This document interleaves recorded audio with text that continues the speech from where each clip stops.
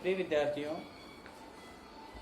जैसा कि हम सबको विदित है कि अभी लॉकडाउन की प्रक्रिया के तहत हम सब लोग घर पर बैठे हैं और कभी कभी आप लोगों को भी लगता होगा कि हम घर पर पूरी तरह से बोरियत महसूस कर रहे हैं। लेकिन मैं इस बात को सकारात्मक रूप में लेना चाह रहा हूँ और हम चाहें तो किसी एक बिंदु को, किसी एक टॉपिक को हम पूरी तरह से अच्छे तैयार कर सकते हैं। वर्क एट होम के तहत आइए आज माध्यमिक शिक्षा बोर्ड राजस्थान के अंतर्गत अंग्रेजी अनिवार्य के महत्वपूर्ण पेपर में, जो कि कॉम्प्रिहेंशन के तहत, रीडिंग के तहत एक पैसेज पूछा जाता है और वो 6 नंबर का जो प्रश्न है बहुत ही महत्वपूर्ण होता है, जिसमें आप आसानी से अंक प्राप्त कर सकते हैं। उसमें एक प्रश्न आता है जिसमें ये लिखा रहता है कि दिए गए पैसेज को ध्यान से पढ़ें और पढ़ने के पश्चात उस पैसेज के आधार पर नोट्स तैयार करें। नोट्स तैयार करने के पश्चात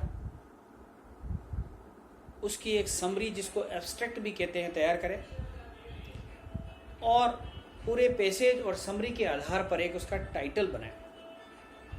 और ये 6 नंबर का जो हमारा एक बहुत बड़ा दृष्टिकोण होता है, या 6 नंबर की हमारी जो पकड़ होती है मजबूती से हो जाती है। और मैं पिछले कई वर्षों से अंग्रेजी का अध्यापन करा रहा हूँ। जैसा कि विदित है कि आपको कि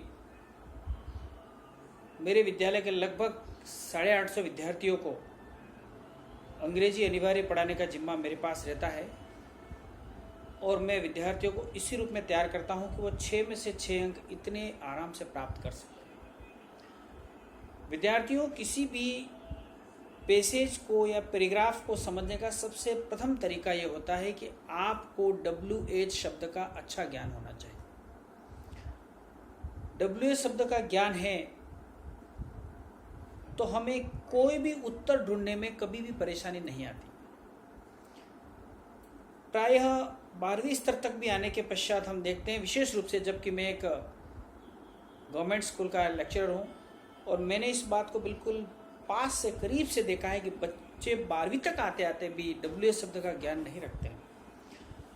उसका परिणाम ये रहता है कि वो बच्चा जो 13-14 प्रकार के जो WH शब्द है उनसे कैसे उत्तर दिया जाए उसको भली भांति समझता नहीं है और उसमें प्रश्नों के उत्तर में वो पीछे हट जाता है। लेकिन ये जो प्रश्न है कुछ अलग प्रकार का है। इसमें अगर विद्यार्थियों को WH शब्द का ज्ञान नहीं है फिर भी इसको आसानी से वो हल कर सकता है।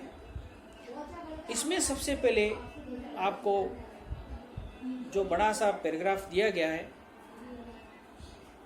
उसमें से आप छोटे छोटे जो 3-4 भाग बटे हुए हैं पैरा वाइज, उस पैसेज के पहला पैराग्राफ, दूसरा पैराग्राफ, तीसरा पैराग्राफ बने हुए हैं।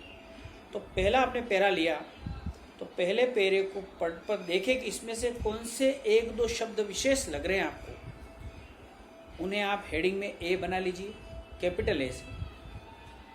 जैसे कि मान लो आप जस्ट यू आर लर्निंग या just you are reading on population.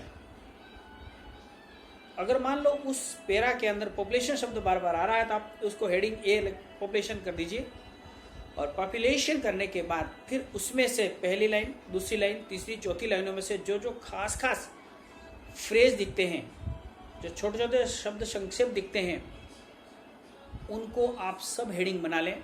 सब हेडिंग जैसे A का 1, A का 2, A का 3, A का 4। आपको उसमें भी लगे कि इसमें से कुछ ऐसे यूनिक शब्द हैं जो वोकेब को हमारी आगे ला सकते हैं। वोकेब के द्वारा जांचने वाले शिक्षक के हम जांचने वाले शिक्षक को हमारी तरफ आकर्षित कर सकते हैं। तो उसमें से आप मिनी पॉइंट और बना सकते हैं और उनको स्मॉल a स्मॉल b करके उनको बना सकते हैं। ये पहले पैरा की बात होगी, पैसेज के पहले पैरा की बात होगी। फिर दूसरे पे चले जाएं दूसरे में आप देखें कि उसमें कौन सा शब्द बार बार आ रहा है, उसको बी, कैपिटल बी से आप इंगित कर दें। कैपिटल बी से उसको लेने के बाद, जैसे कि मान लो पहले में पॉपुलेशन हो गया, मान लो दूसरे के अंदर, मान लो पहले पॉपुलेशन हो गया, दूसरे में लिटरेसी रेट का आ गया, तो आप उसको बी हेडिंग करके लिटरेसी रेट ऑफ इंडिया ले लिया। अब उसमें से अलग अलग लिटरेसी जो रेट दे रखी है, जैसे मैन की कितनी है, वुमन की कितनी है, या जैसा भी लिटरेसी जो रेट बता रखी है पूरे राज्य वाइज, या जैसे बना रखी है, उसको आप अलग अलग उसके बी के B1, B2, B3 में ले सकते हैं। और उसमें से भी स्मॉल में से अगर कोई आंकड़ा देना चाहते हैं आप,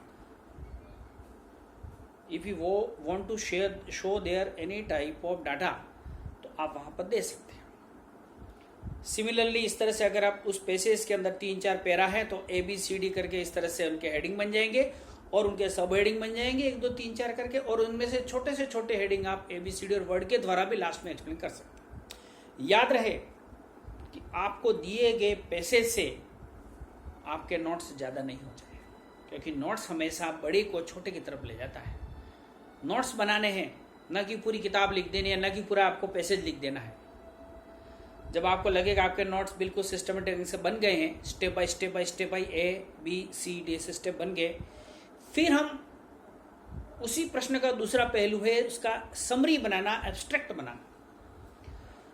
समरी बनाने के लिए आप देख सकते हैं, जिस तरह से एक पूरा आप पैराग्राफ बनाते हैं, इस तरह से आप इसको बना सकते हैं। इससे पहले मैंने बताया नोट्स की प्रक्रिया, आप देख सकते हैं कि नोट्स की प्रक्रिया किस तरह से, देखो मैंने आपको देख सकते हैं आप यहाँ पर A हेडिंग बनाया, फिर इसमें सब हेडिंग बनाए, फिर B बनाया, इस तरह से बना सकते हैं। और समरी या जो एब्स्ट्रैक्ट बनाना है वो आप देख सकते हैं किस तरह से एक पूरा पैराग्राफ बनाया, इस तरह से आपको सामने नजर आता है। याद रखिए समरी और नोट्स से थोड़ी छोटी होनी चाहिए, ऐसा नहीं हो जाए कि आपका जो नोट्स बन रहा है वो पैसेज से बड़ा हो जाए और समरी उससे बड़ी हो जाए। प्राय हम जब कॉपीज जांचते हैं तो उस समय कई बच्चे हमारे पास क्वेश्चन करते हैं कि सर मैंने तो इतनी ज़्यादा समरी लिख दी, इतनी बढ़िया समरी लिख दी, इतनी ऊंची लिख दी, 4-4 पेज भर दिए, सर आपने 0 नंबर दे दिया। तो सबसे पहले उसका अभिप्राय समझे कि समरी है क्या। अगर आपकी 9 लाइनें दी हुई हैं पैसेज में, तो उसको 3 लाइनों में समेटना है आपको, दैट इज कॉल्ड समरी और एब्स्ट्रैक्ट, छोटा करना उसको। अगर आपका पैसेज इतना है तो उसके नोट्स इतने हो जाएंगे, तो उसकी समरी इतनी हो जाएगी। समरी लिखते वक्त याद रखें, समरी स्टेप बाय स्टेप नहीं लिखनी है, समरी एक पैराग्राफ बना करके आपको व्यवस्थित लिखनी है। और सबसे बढ़िया तरीका मैं आपको बताऊं कि जो नोट्स आपने ऊपर तैयार किए, उन्हीं नोट्स को समेटते हुए वापस आप समरी बना सकते हैं। आपको एक्स्ट्रा मेहनत पेसेज पर जाने की नहीं होगी।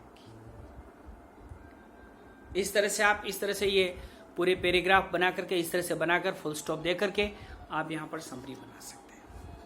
अब आवश्यकता ये पड़ती है कि उसका एक टाइटल बनाना, जो 1 नंबर का, आधा नंबर का आपका टाइटल होता है।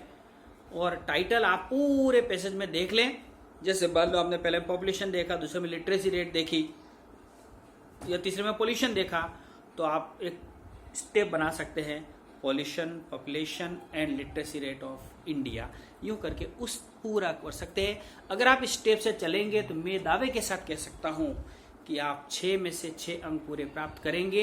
याद रहे कि शुद्ध हैंडराइटिंग में लिखें, कैपिटल लेटर स्मॉल लेटर का ध्यान रखें, लिखते वक्त काट फास नहीं करें, और अपने पूरे मन दशा, पूरी इंद्रियों को साथ में लेकर चले। आज के टॉपिक के लिए बस इतना ही। मैं आप सब लोगों को लॉकडाउन में घर में रहने की सुझाव देता हूँ, सलाह देता हूँ। कहीं जाओ नहीं जाओ, सभी का सुरक्षित रहना आवश्यक है, आप भी घर में रहे। एक बार पुनः मैं सतीश कुमार व्यास, व्याख्याता अंग्रेजी, आप सबका बहुत बहुत आभार, धन्यवाद। आशा है, अपेक्षा है कि आप इस वीडियो के द्वारा आप भी लाभ लेंगे और अपने मित्रों तक भी पहुँचाएंगे। बहुत बहुत धन्यवाद। Thank you once again.